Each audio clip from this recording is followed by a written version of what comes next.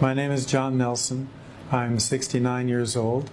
I was born in San Diego, California. I was the first person in the family to go to university. It was the 60s, and so what did I become? A philosophy major, which drove him crazy because he thought, what's the point?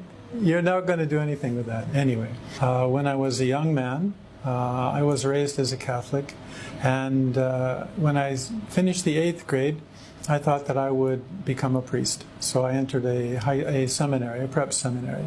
I became Muslim in December 2010. Two experiences which happened to me were wake-up calls in the middle of the night. I was sleeping. I live alone. And in the middle of the night, I heard a voice, a very loud voice. And it was in English. And it said, "Pray." And I thought, this has not happened to me before. So I thought, okay. And then in my mind, I just said, I don't know how to pray.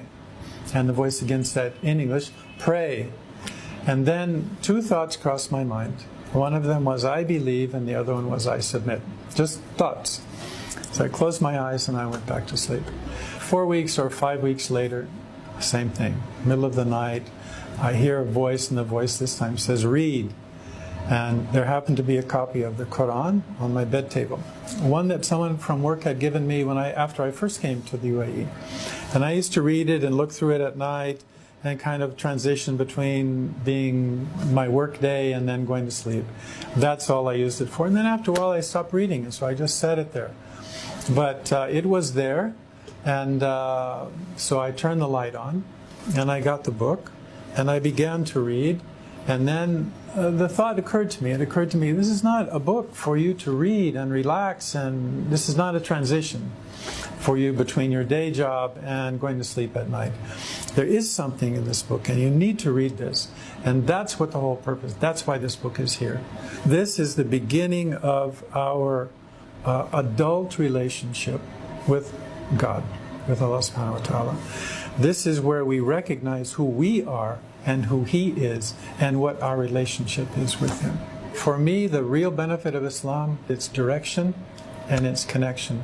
Because I know that if I follow the principle and the spirit of this religion, this Islam, this submission, that I'm not going to go wrong.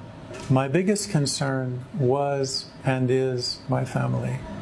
At the time, I was completely wrapped up in this experience. But when I went back home and met my wife, I did not discuss this with her.